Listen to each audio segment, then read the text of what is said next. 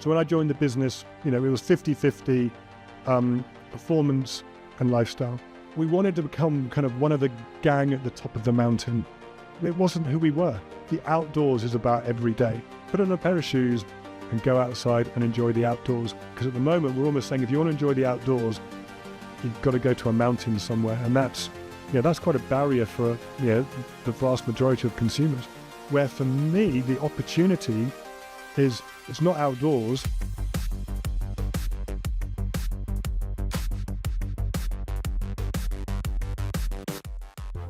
In this Sports and Outdoor Mentors episode, I chat with Tim Selby, Merrell's EMEA VP and GM.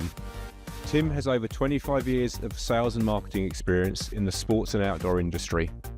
We chat about how early disappointment led to his career in the footwear business, how he discovered the type of leader he wanted to be, and some of the challenges facing the outdoor industry today, plus much more.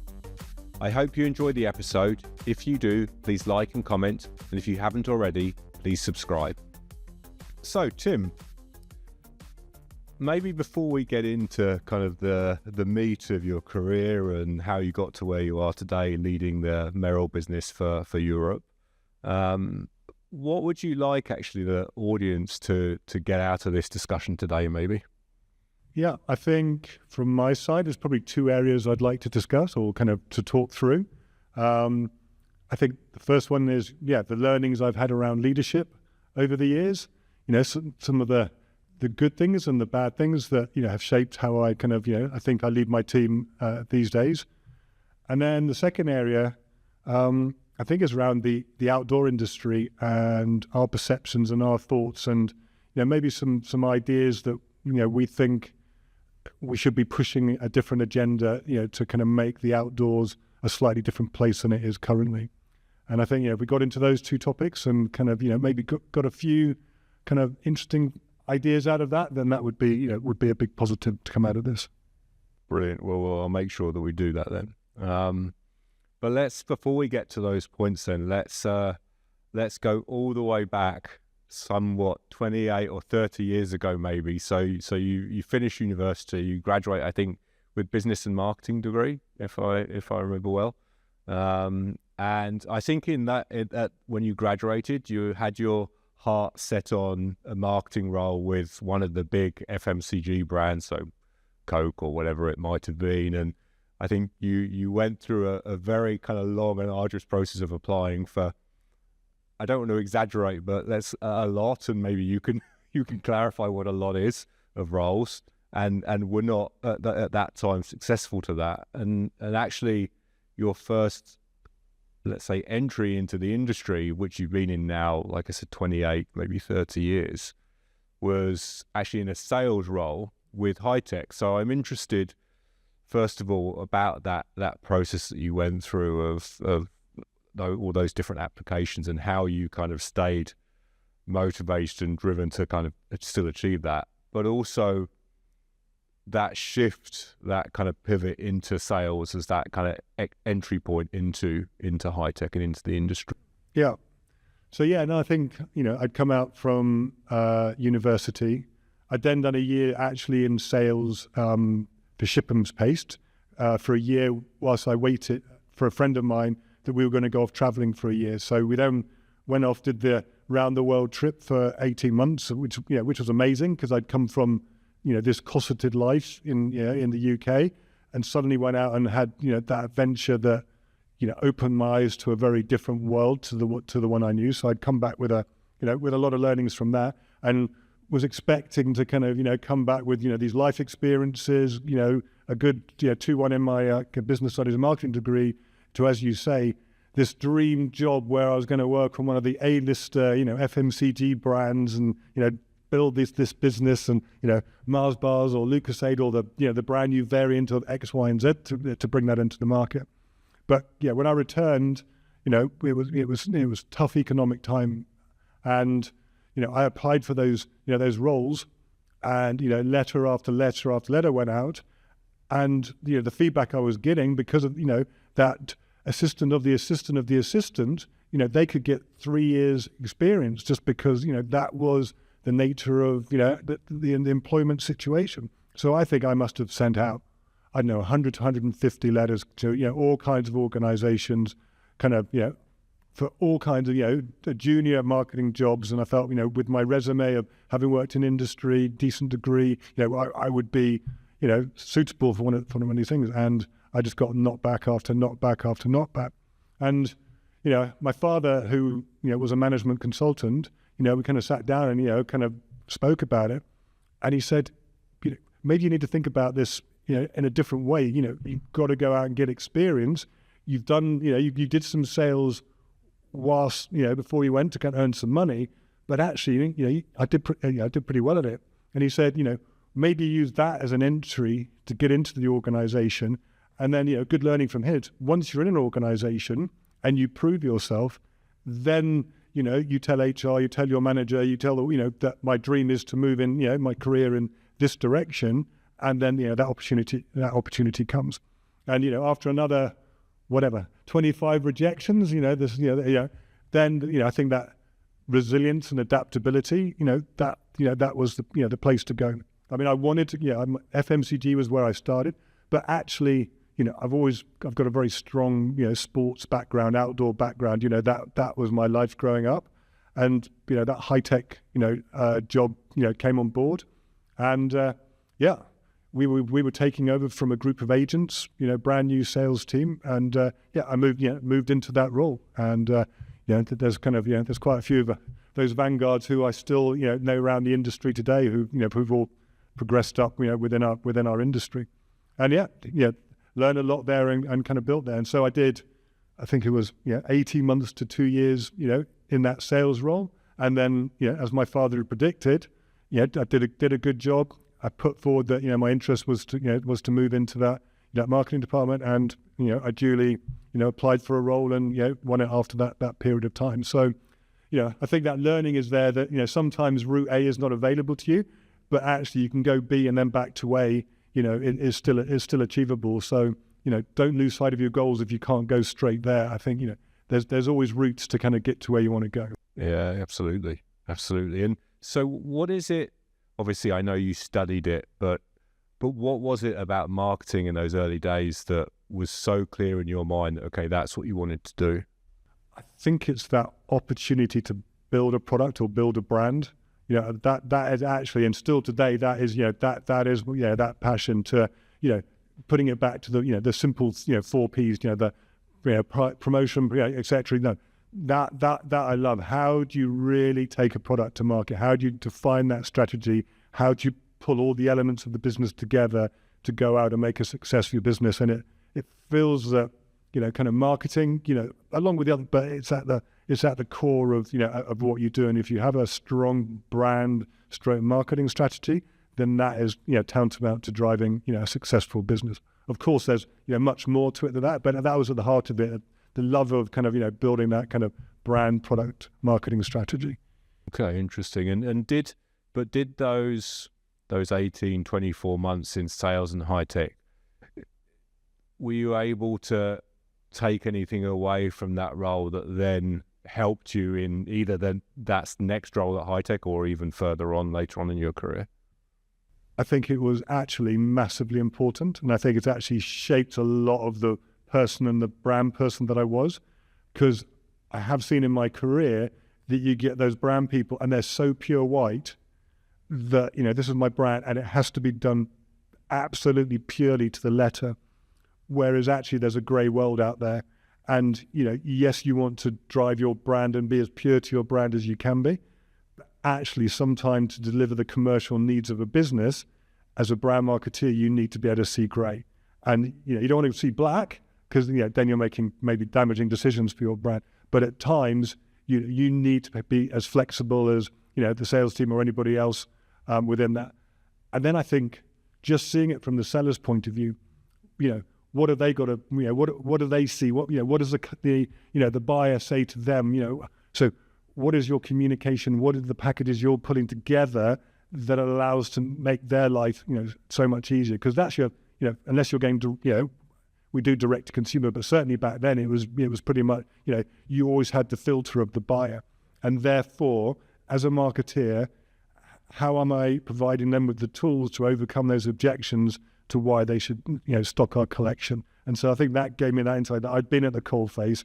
I'd been there when the buyer had told me to, do one or ask me questions, and I'm sat there kind of going, not had the information that I need. And that was a very good, good insight as well. Yeah, absolutely. Yeah, I think that somehow it's that to be able to empathize with your colleagues in other areas, I always think makes it easier to do a better job in whatever function you're in. So yeah, I think seeing it from different lenses, and again, when you get higher up, you're going to see it from a operational lens or from a finance lens, and all those lenses get kind of more multiple. But how do you pull all those lenses together to make the right strategy to drive your business forward? But at that time, having that sales one certainly, put it in a different light. Yeah, makes sense. So then after I think around 3 to 4 years, you then moved on from high tech and joined Reebok and Rockport. Yeah. So you were going from, let's say at the time, a comparably small brand to Reebok and Rockport. So how was that transition for you? Was that something that was pretty easy, or moving to a larger, more complex business, did that take some time to kind of integrate and find your way? I think, we've kind of gone from, kind of high tech, which was, a family run business, and that has positives and, and kind of challenges, within that structure, to going then, so you can make decisions fast, etc. Then going to, a large corporation where there was so much more structure and reporting and, defined lines that, that you had to roll in. I think it was, that agility to almost reports. And if you want to, put something in, then you've got to kind of put it in triplicate and present the business case, and I think that was, that was, quite a mindset change. And then, I think on the positive side was, they're big brand builders. They were corporate. Reebok at that time, I think, was the number one, sports brand at that time with some real heavy hitters. Rockport was, at the top of its game, with a huge business. So, there was a lot of learnings to kind of take from a marketing perspective, and we're doing well. So there were budgets available. Your chance to try things, be creative.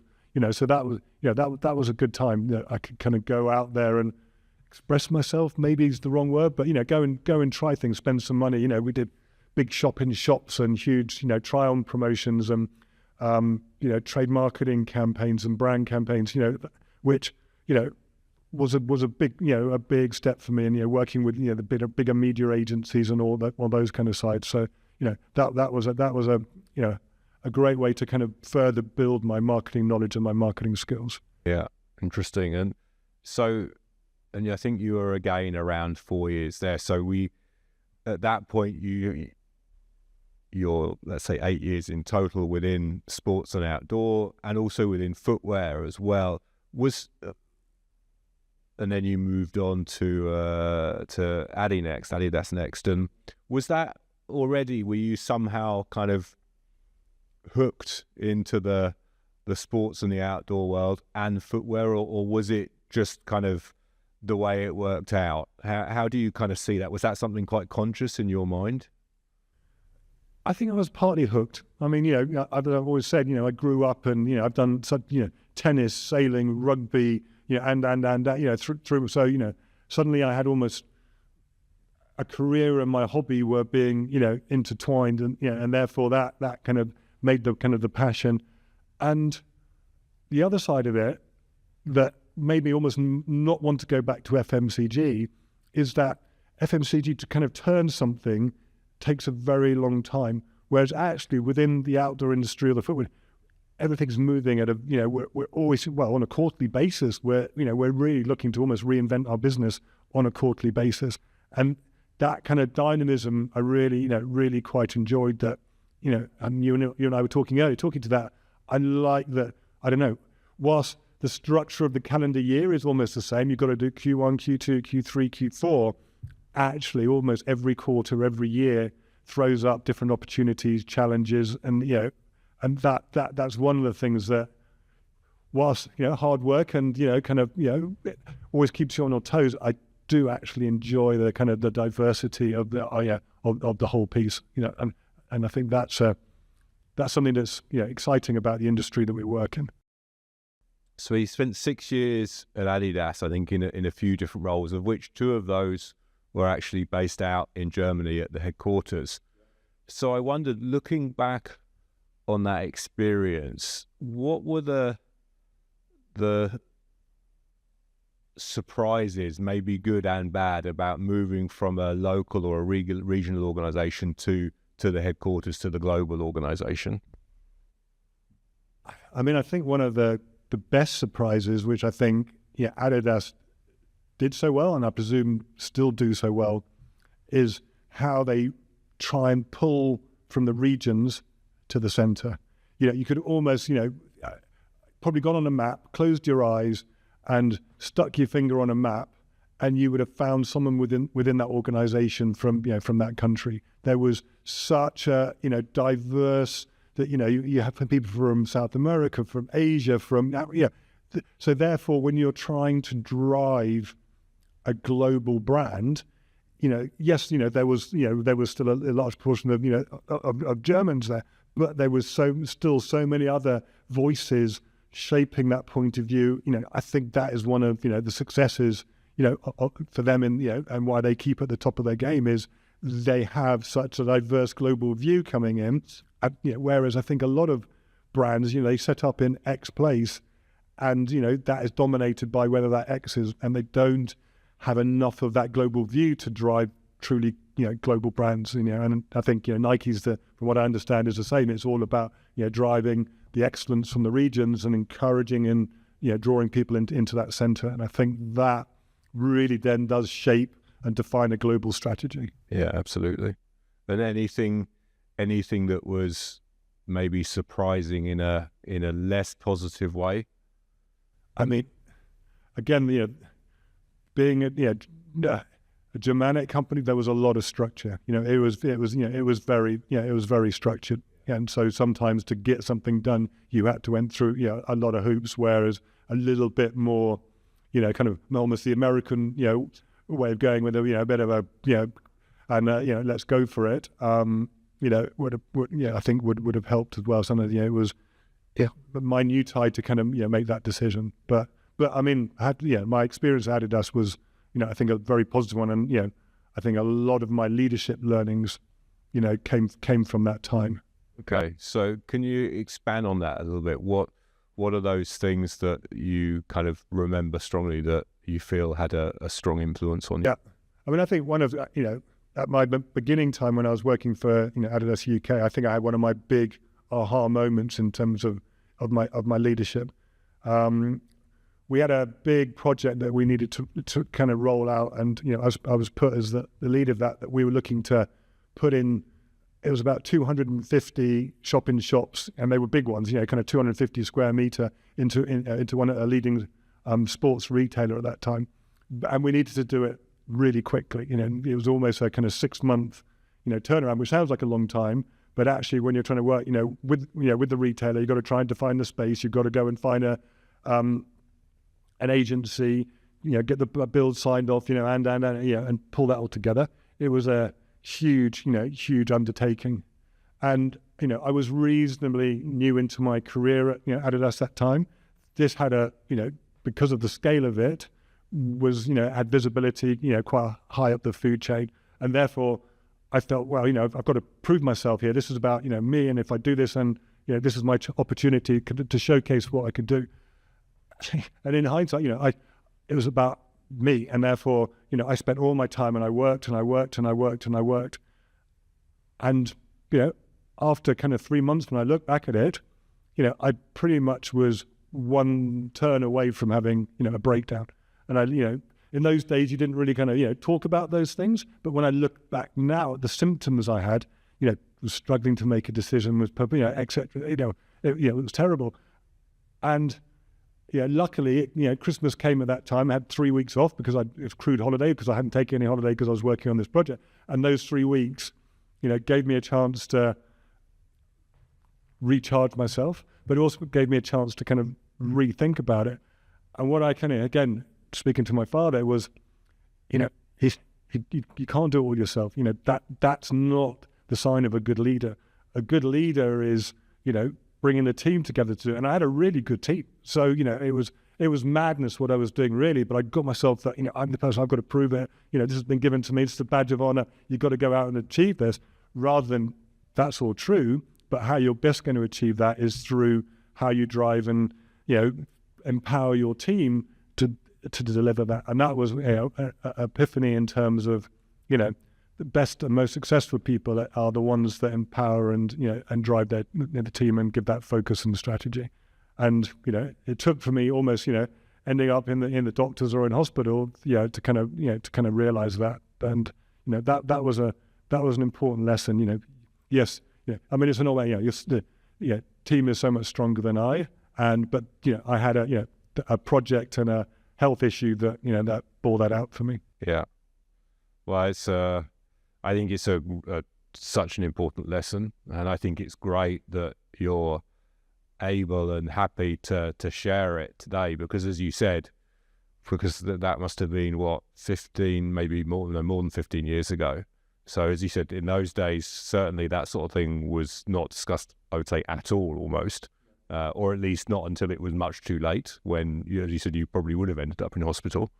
But I think it's such an important lesson for everybody. And I'm sure, actually, if you use the word epiphany there, which on some levels is almost too strong, but on the other hand, I feel like, well, actually, it's probably absolutely right, because otherwise you probably wouldn't be sitting here today if you hadn't have had that, because you wouldn't have been able to succeed in your career or continue to succeed in your career without that realization. So yeah, I mean, I think too many leaders think that success is them doing everything and showing that they're strong and they know everything and they're the dynamic force, whereas actually I think strong leadership is by having a really great team below you, not being scared to employ people who are vastly more intelligent than you, and that's, in my case, not hard.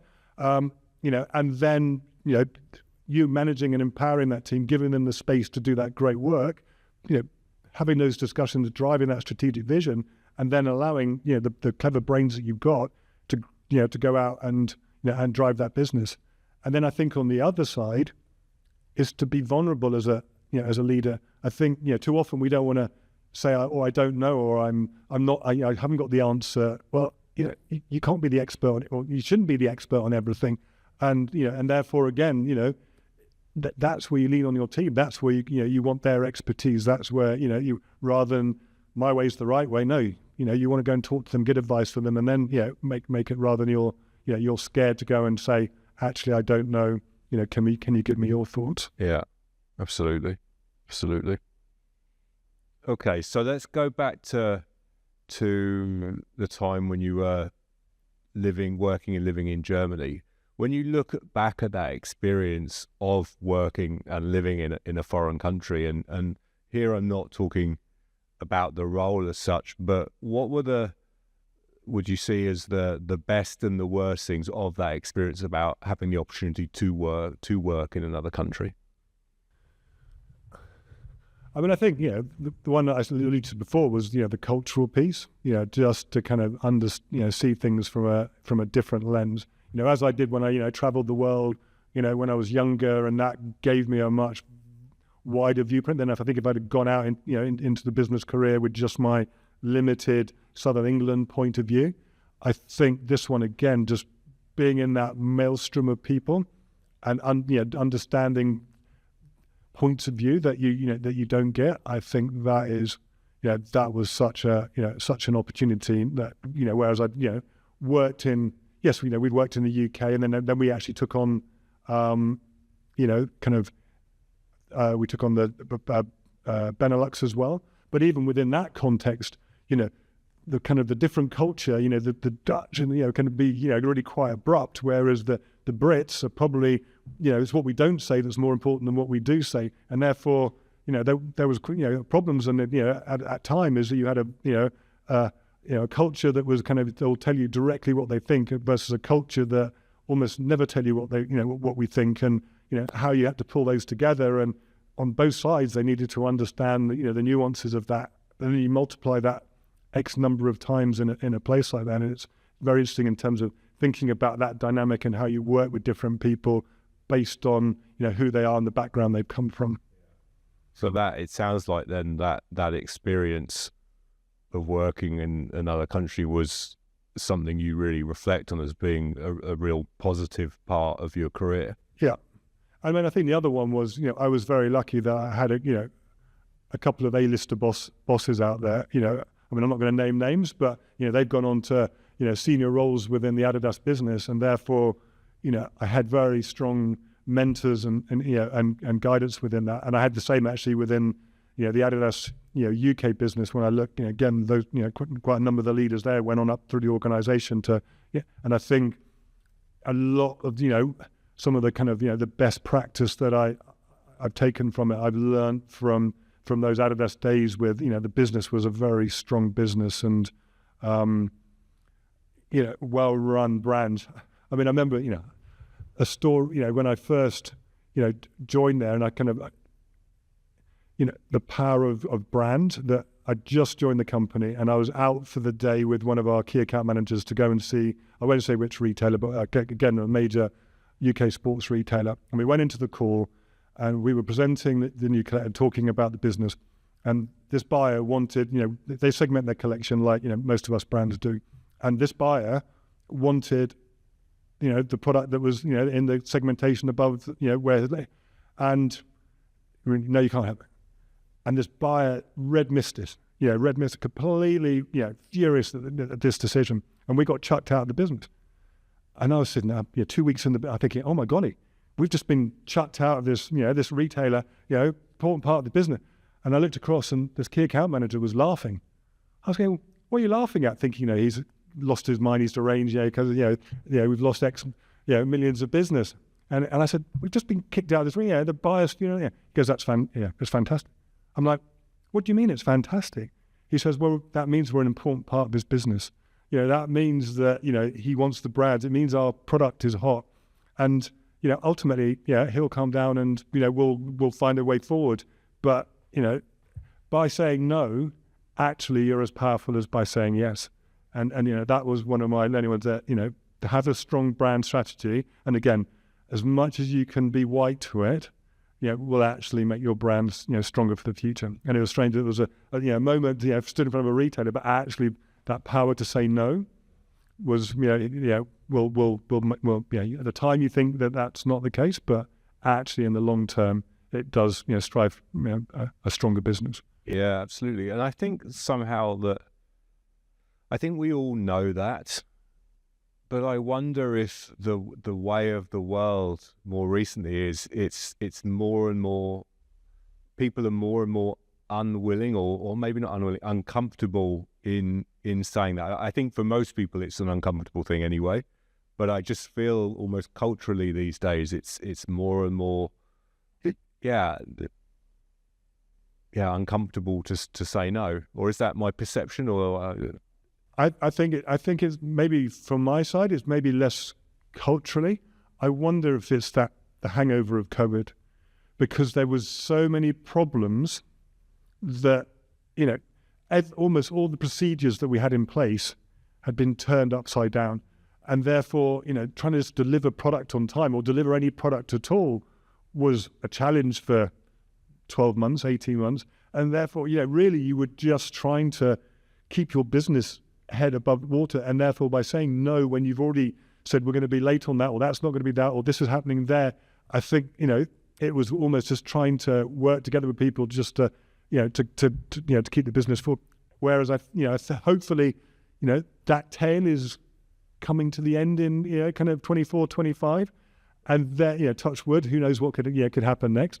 But, now, operationally, everything feels, that it's coming back to, pretty as normal as we're going to get probably. And therefore we can kind of go back to starting to drive brand strategies and, saying no, but talking that through from a brand's lens and what you're trying to achieve. And it's not just no for the sake of no, that, we're doing this and that's right for your consumer, at X, Y, and Z, and we're still looking to build our businesses, but we want to go that route, and this is the reason why we don't want to go that route. And I think there's just been so much complexity. I think that caused a lot of business relationships and how we manage things to change over the last few years. And then so after Addy in 2010, so 6 years with Addy, you then joined Wolverine, and more specifically Merrell. Yeah. So initially as marketing director for the EMEA, and then I believe that after a period of time that the scope grew, and you also became responsible from a product point of view, which of course is footwear primarily. So how was that process, and how did you find out? Because I think that was the first time that you had, let's say, direct responsibility from a product point of view. How was that period for you? How did you kind of build onto that? Yeah, I mean, as I said before, I think whilst it was kind of marketing director, based on the, we were a European region, quite a small bit, kind of business unit at that time, it was still more kind of brand strategy rather than just, marketing strategy. And therefore, to bring the kind of, the product piece underneath, I think was a natural fit, because, that kind of product, brand, and then kind of the distribution and the price thing, then that all added up. And so that for me felt good, because then I was controlling all the kind of the touch points we needed. And then really the main one was just the processes and that side of the business, to kind of make sure that all the calendars and how we put it together, and that worked. But again, I've been involved in a lot from the beginning, and I think it was not the kind of the big worry and the big transition. And on the other side, I had a great head of product that sat below me that was instrumental in driving that part of the business. So really, again, it was more for me to kind of agree that strategic direction, and then for having a strong team below me to kind of go out and execute and deliver against that. You mentioned a couple of times the importance of that team below you that you're working with. When you're looking to bring in new members of that team, other than the obvious, let's say, skills and experience that are associated with whatever the job might be, what else are you looking for when you're looking to bring kind of leaders on to work with you? Yeah, I mean, for me, a key one is that I want a leader that will empower their team, because I feel when people micromanage, then that, I think, stifles business creativity. So I'm really looking for leaders who could do that. Again, ones who've got good strategic vision, critical, when they're in the marketing director or the product director, what is their vision in terms of laddering up to the overall strategic direction. And then the most important for me is someone who's not going to be scared to speak their mind. I don't want someone who just plays me back what they think I want to hear. I want to have a open and interesting discussion that I'm thinking X, and if they don't agree with me, then please tell me what you think is why. I can listen to why and take it and then go, no, actually I still think X is right. But I don't want someone just to go, no, I agree with you, X is right, when they're thinking, oh my God, it's so obvious that a different course of direction. So you want to build a team where open, frank, open discussions can take place. And then if you build that across your 4, 5, 6, 7 reports, then suddenly I think that turns it into a strong dynamic, because you've got a group of people who are all prepared to speak their mind, but to listen to other people, and then at the end come together to agree a strategy that to drive that forward. And then if everybody's had their say, spoken about it, we're all lined up to that, then you get 200% commitment to drive that strategy forward. Yeah, makes sense. And what do you have a strong belief either way with regards to bringing people into the industry that come from outside of the industry, or are you kind of more focused on looking for people that are already, let's say, established within the industry? Open either way. And yeah, I mean, we've certainly over the last few years brought more people from the outside because, again, looking at different ways to work, has been super important. Certainly on the sales side, we've brought in a number of people from FMCG in senior positions just because of the rigor and the data and the way they look at the business. Because probably when if I think about when I started, it was all about relationships. There still is relationships, but data and all is coming more and more important. And how do we bring that skill set into that part of the business is I think is vitally important. Yeah, absolutely. I think we'll probably touch on this later when we talk a bit more about the industry, but I think as an industry we tend to be a little bit conservative in some fronts, particularly when it's with regards to bringing in talent from outside of the industry. And I worry a little bit that if we do that too much and we don't look outside and don't bring enough, let's say, new talent into the industry, that we're not going to innovate and transform as much as necessarily we need to. I think you need that. I think it's always a balance, of course, but you need that injection of new talent, experience from other industries that can shake things up a bit and that we can learn from at the end of the day. But yeah, we're not always the best at kind of being open to that sort of thing, I would say. I think it's one of our strengths and one of our weaknesses. I agree with you. Yeah, that we have an industry that works very well together. I mean, there's not many industries where you all get together, you have beers, you talk to each other, and that there is that kind of almost sense of community and the amount of sharing that we do. I mean, think of another. I mean, there's not many other industries out there that, whilst we're all competitors, we're prepared to work together for the better good on so many topics. That's a positive side, because I think the passion for the outdoors, a lot of people grow up through that. So I don't think you want to lose that side, but I agree with you. Then there are opportunities to bring new thinking by bringing people in from other industries. Yeah.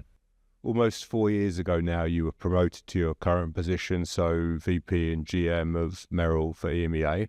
And at that point, I'm assuming that your scope of responsibility in terms of leading people grew quite a lot. So how did you deal with that experience? Was it something that came very natural to you? How did you kind of maintain those relationships with your previous team and establish relationships with new teams? What was your kind of approach to that? Yeah, I mean, I think I spoke a little bit, and when we were talking earlier, but yeah, when I came into this role, it was just on the end of COVID, and I'd come up from the brand side, and I had to go into that operational and finance side, which is I had to understand it wasn't where my expertise were, but almost that was where 100% of the problems were. That you had problems with the factories, you had problems with X, Y, and Z, and suddenly else our processes that had worked us very well to ensure you delivered that on time with the right price or the right quality. That that was all out of the window coming out of that that COVID period, and therefore there was all this confusion going on, and you're being thrown the new boss into the business to kind of we've got to solve this, we've got to find solutions, and I kind of got into it, and I was like, we've got to find all these solutions, but this isn't where my area of expertise is. If it was coming in and that brand piece and how do we evolve, yes, but it's actually all about the short-term problems that we've got, and how that this retailer's ringing us up, or that's happened, or this happened. We've got to find solution. And it was as I think I spoke to earlier, that as a boss to lean on the team and go, I'm not the expert here, I'm open to listen. Let's work together. I see these are the areas that we need to focus on. I see these as the kind of 4 or 5 critical points, that we need to focus. And how do we go around and solve that? So very quickly, my finance director, came my best mate, and he has been, kind of fantastic. We did the 101 of finance, and the first thing I knew, like any organization, there's 200 reports that kind of get put out there to analyze, and I'm thinking, I need to know all of them, what the data, and we had the the CFO, and for breakfast, I think he sits there and he reads all the reports, and then he kind of click, click, click, click, click, click, click, and out, gurgitates. I'm saying this, that, this, that, and I'm sitting there thinking, oh my God, yeah. Where did he see all those things from? I haven't seen all those things. Failure. You can't run your business. And very quickly, I learned that actually I didn't need to know all those, 50 data points that he was talking about, 100 data points. There were 10, 15 critical data points. And if you manage those, then generally everything else is okay, because I've got a finance team that if you get those, everything else just flows through, and you'll come out with, the expectations at the other end. And I think that was, again, we spoke about, you don't have to know everything. You need to have a team that knows everything, but you just need to know what the critical points are, define where your priorities and your focus are, and then go after those to kind of, drive and deliver your business. And then by building that relationship that I'm not the expert, I was vulnerable, we have a great open relationship now. And, nothing's hidden from me. We have great direct conversations. He highlights any problems he sees coming. And, I think that's been one of my successes, that I've built in this role, is that, I've had, someone there who I've lent on, and it's not been seen as a sign of weakness. It's just been a sign of me being open, that, those two-way conversations. And I think that is really, really important. Don't hide behind, I don't know, and therefore you try and blag your way through a meeting, or that's probably the worst thing you can do, because then people are sitting there going, what's he talking about? Why is he, that doesn't, sound right. Go, no, what do you think? What's the answer here? And then, quickly learn. So that was, so as you said, it was during COVID time, right? Yeah, I came on just after COVID, literally, just on the back of coming out of it.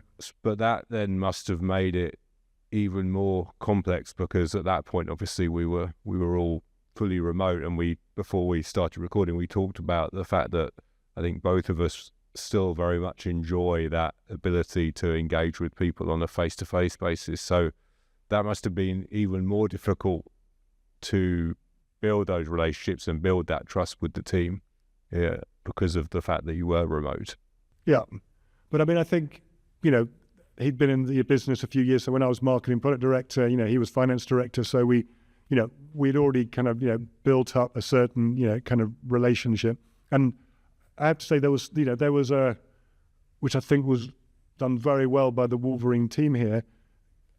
I think it was it 2019 or 2018? They did a training program, and they basically, they got the directors of the business across the different divisions. So, they got the brand directors, but they also got the, HR, they got the warehouse, they got the finance, and they put us on a management course together.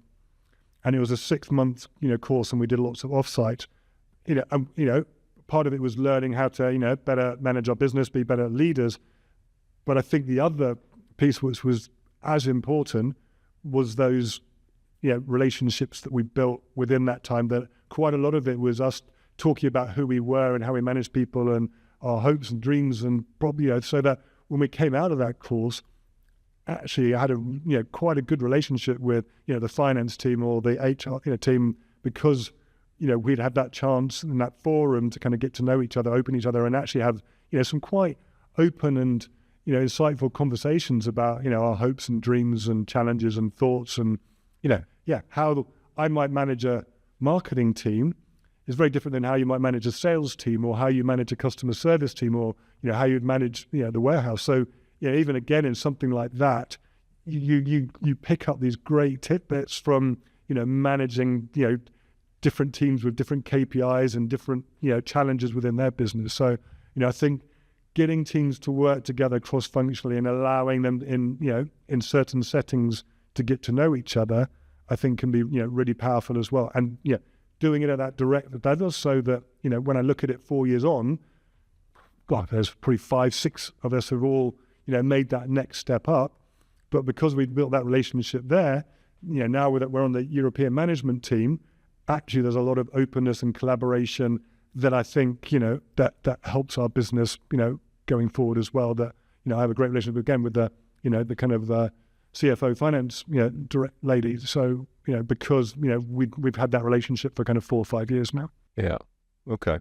Great. Yeah. I think that ability to break down those silos is super important, because oftentimes that can be quite paralyzing, I think, in many businesses, if those silos are too rigid. And I mean, we were bad at that stage. I mean, remember when we went into the first session, and it was one of the reasons why they did it, was the brands were very competitive. Almost a measure of success was getting one over on one of your sister brands, which is not healthy. And we had to go to 4 teams, and it was, you probably know it, you either had to do a red cross or a green cross. And it was the one that you had to, you get 10 goes, and you realize at the end, if you all trusted each other and put the red cross, then you all won.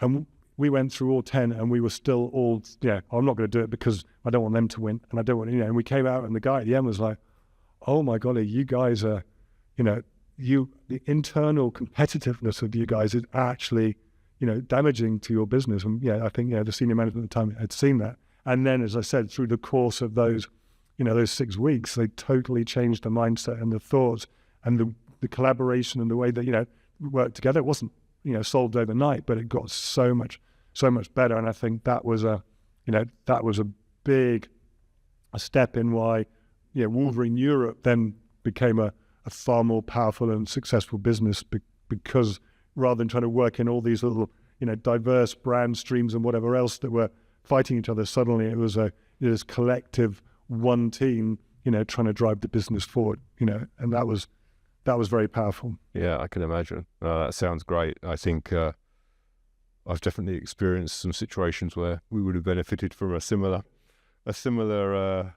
course.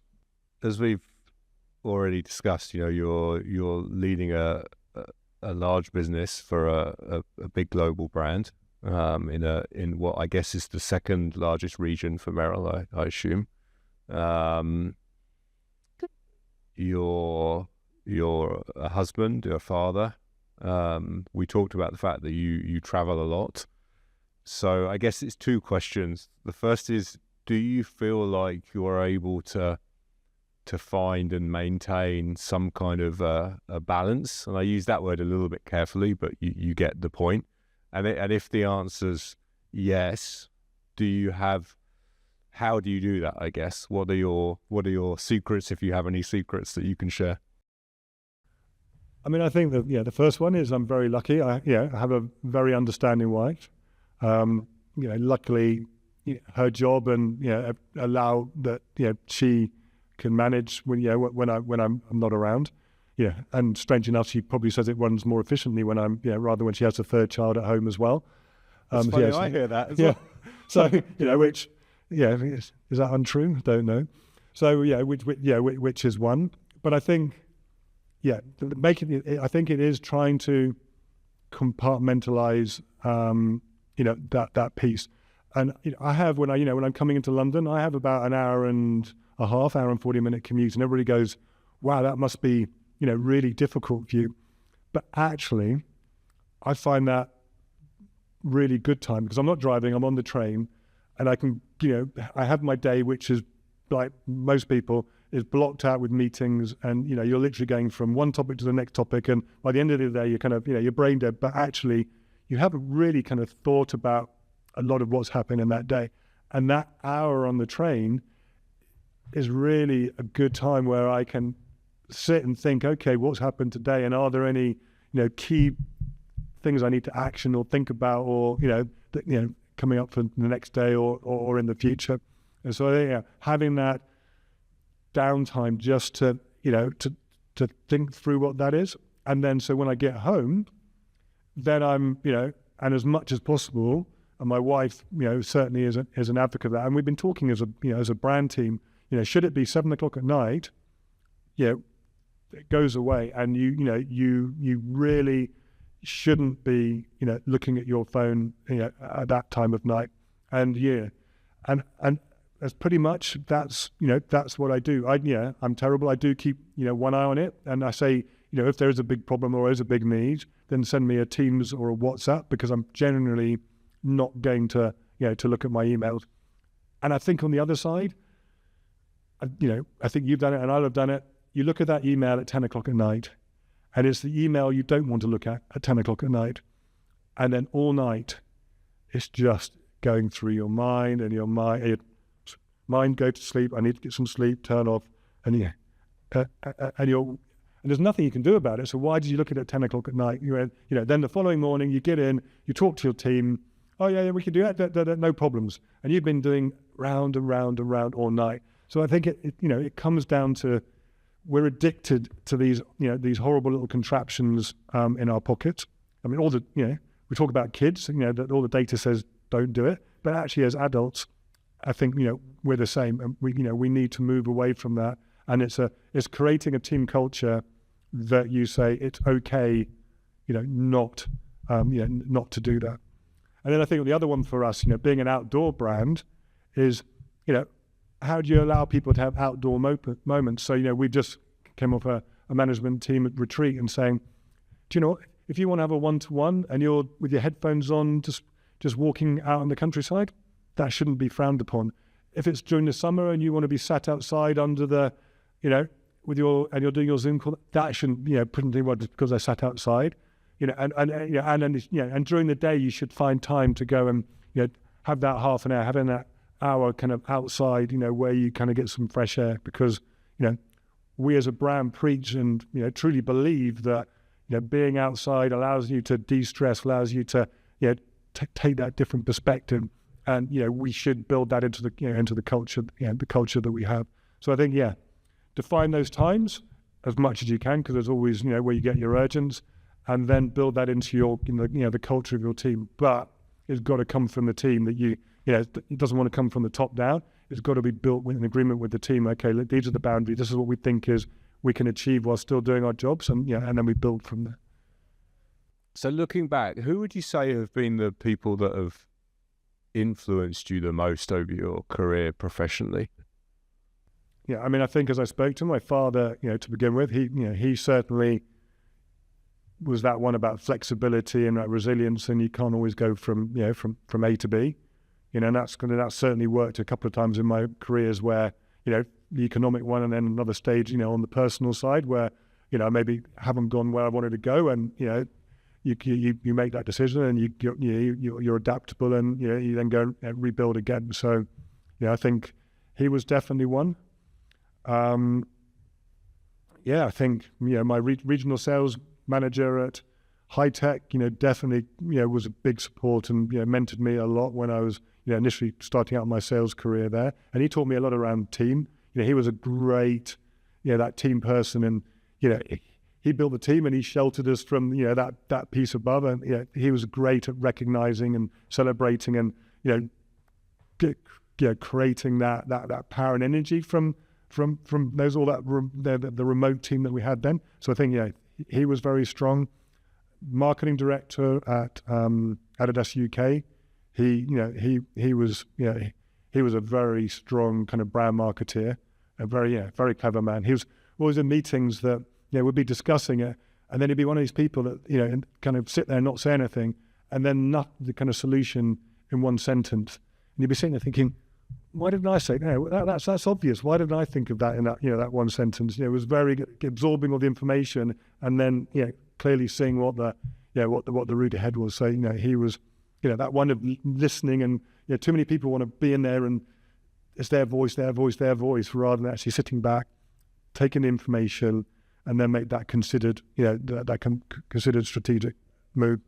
And then the European leader Adi again was very strong, brand-wise and commercially wise, and almost kind of a little bit on the politics, side, kind of how to manage the kind of the business, and I think that's, if I'm honest, it's probably still an area where I could do to improve. I think sometimes still I get a bit too emotional about a decision, and maybe I'm too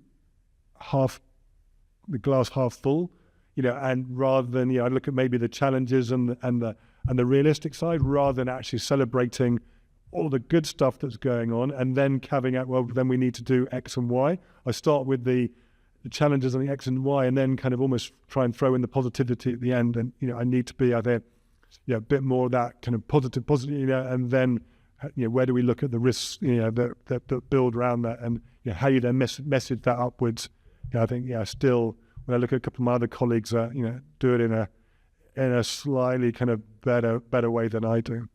And then, my current boss, here is, she's a very smart, clever lady, and again, how she thinks everything through, and strategically puts everything in its place, and kind of seeing that grade that we've got to do that number, but we want to do that for the brand, and how you try and challenge, and let's take the risk there, but that then is offset by doing, she's got a good brain of seeing that, that bigger picture. So, I mean, I think, I've been very lucky that I've had some, very, strong leaders, and then I've had, a couple of mentors on the way that, when I moved into, to the finance role, I asked, can I, have a, time with the CFO to kind of, where, just to get, some of those, what do you need to, as I said to you, what are the key priorities as a, VPGM that your responsibility on that P&L to drive, and again, that guidance from him, and then we'd sit down and you go, you want to look there, and look that, make sure you focus on that. That was that was an important one as well. So I think getting people within an organization, and not being scared to go, tell me, guide me, teach me, that's again, I think you can learn so much, because I'm not a great reader.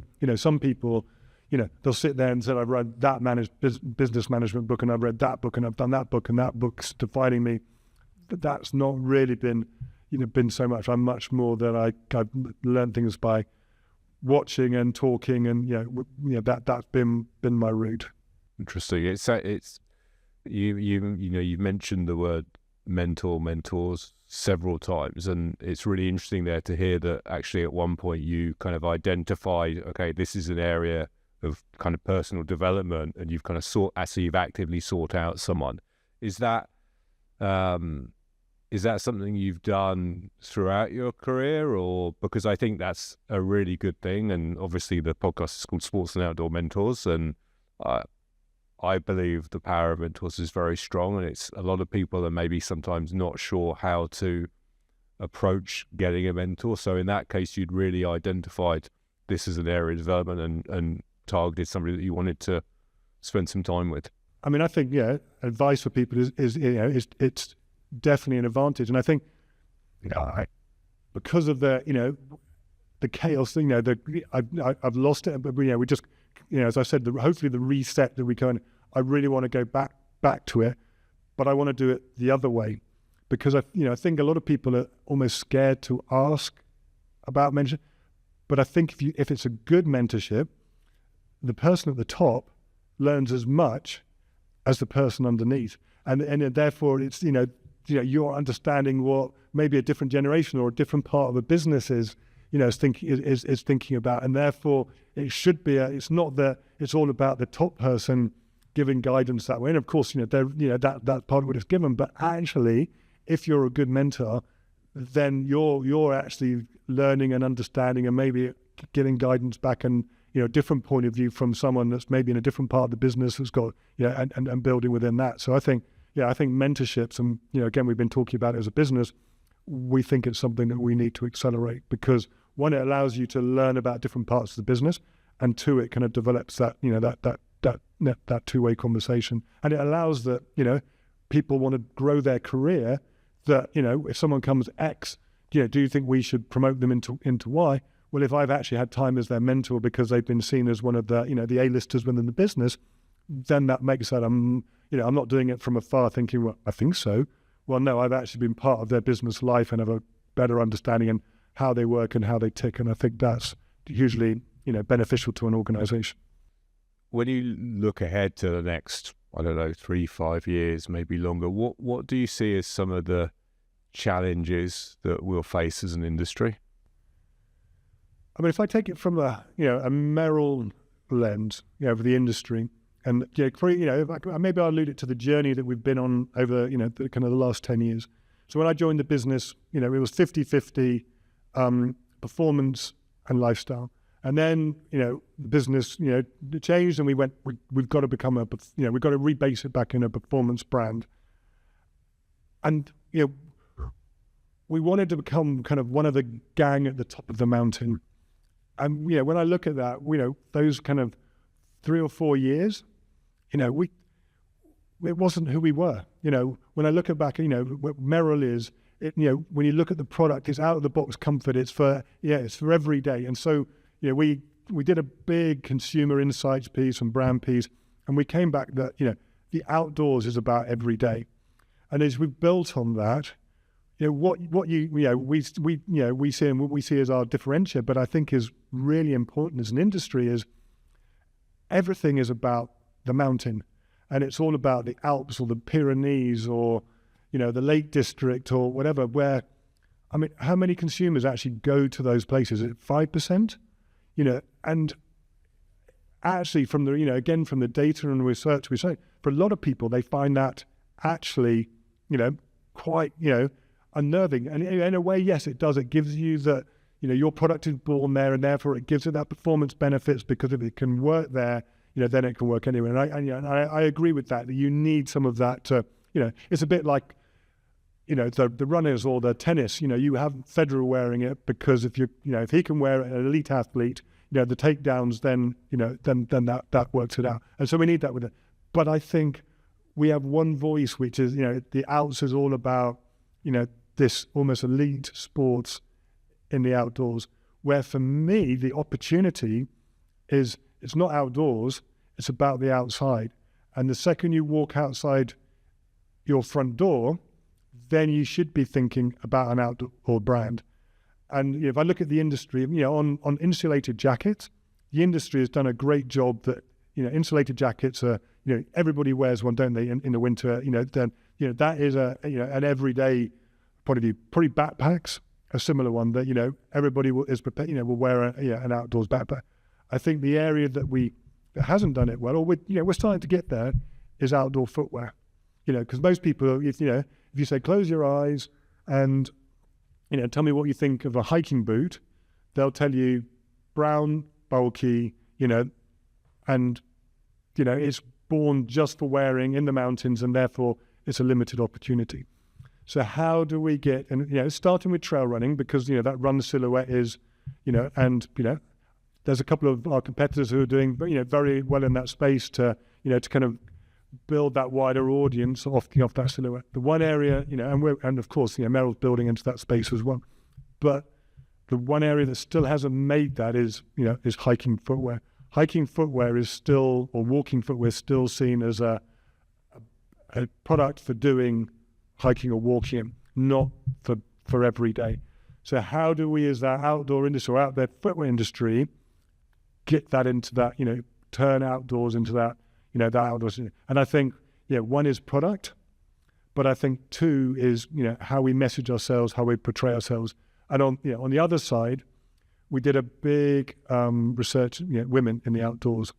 And the research was, was very interesting, was that a lot of women find, how we portray the outdoors is very intimidating.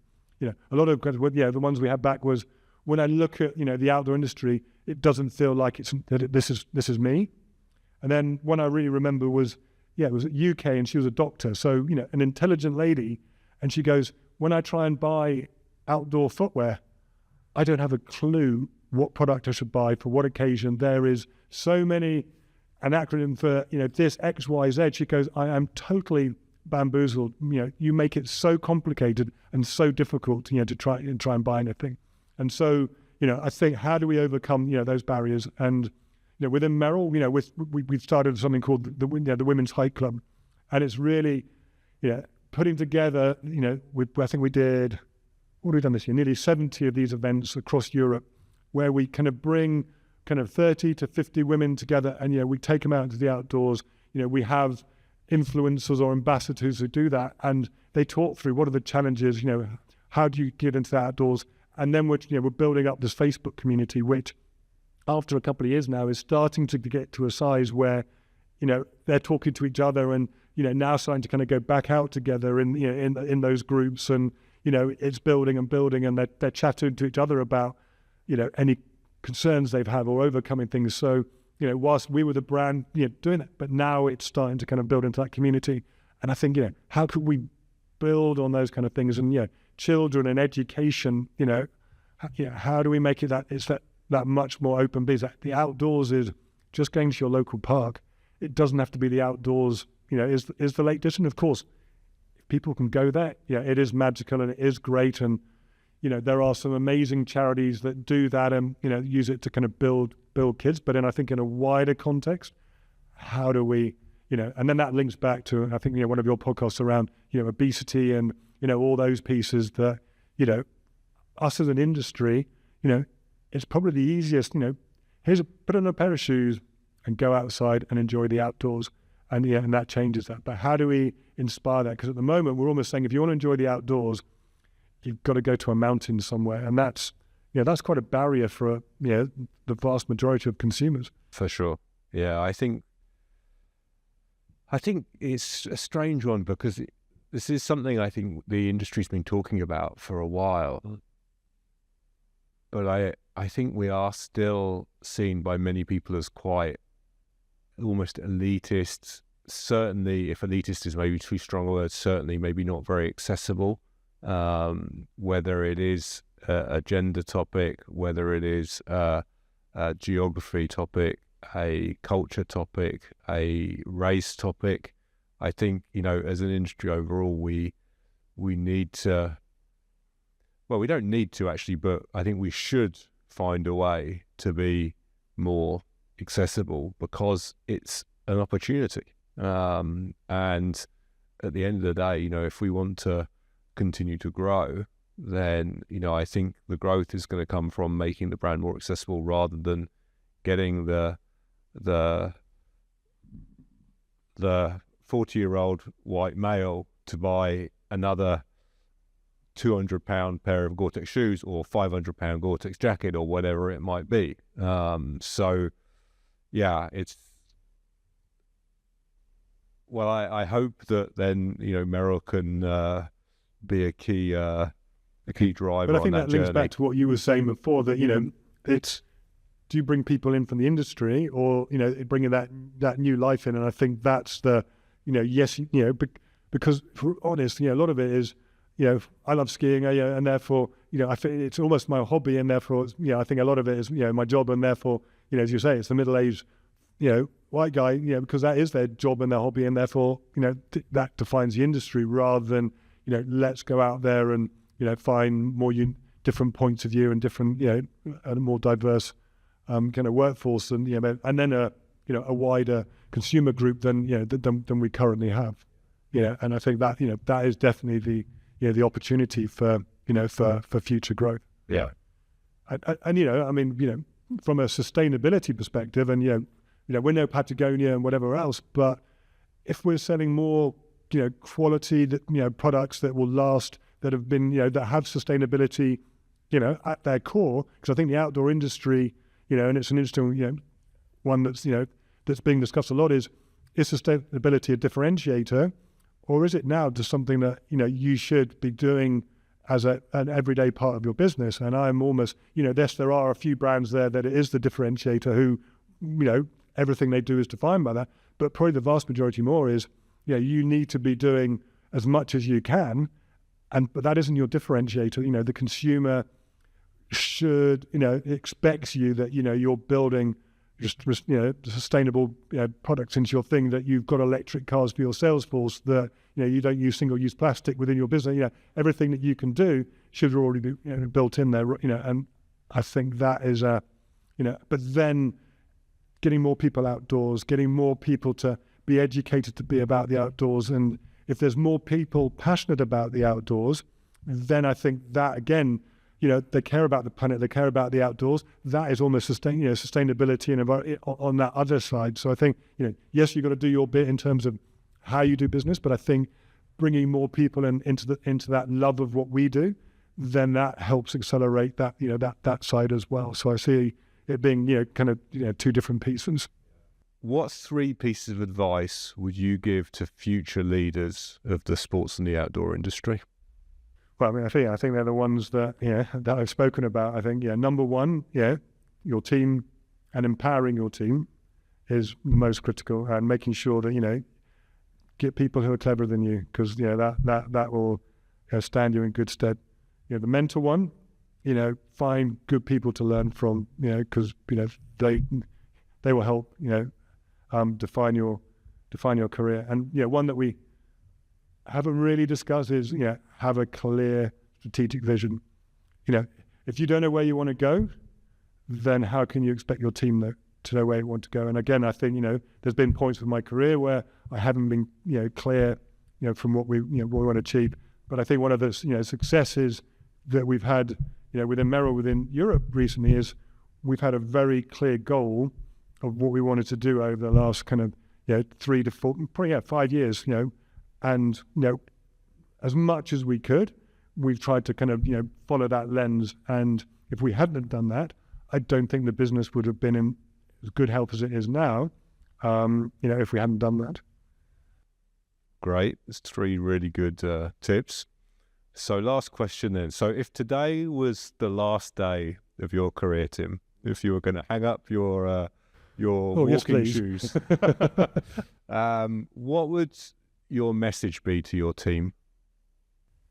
Thank you.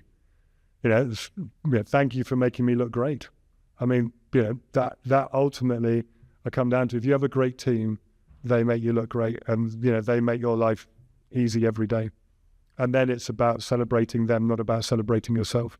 So mine is, and I certainly would say, it's going to be public, but, thank you to my, Merrell EMEA team. They're the ones who have driven this and, made the brand what it is today in Europe. It's down to them, and the vision and the hard work and creativity and agility and all the words that, that come with that. So that would be a big thank you.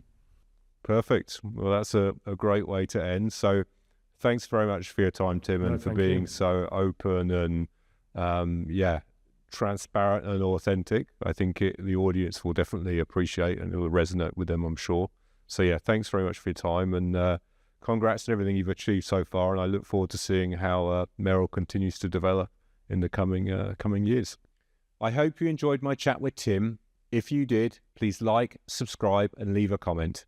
Thanks for your support, and I look forward to seeing you soon for our next episode.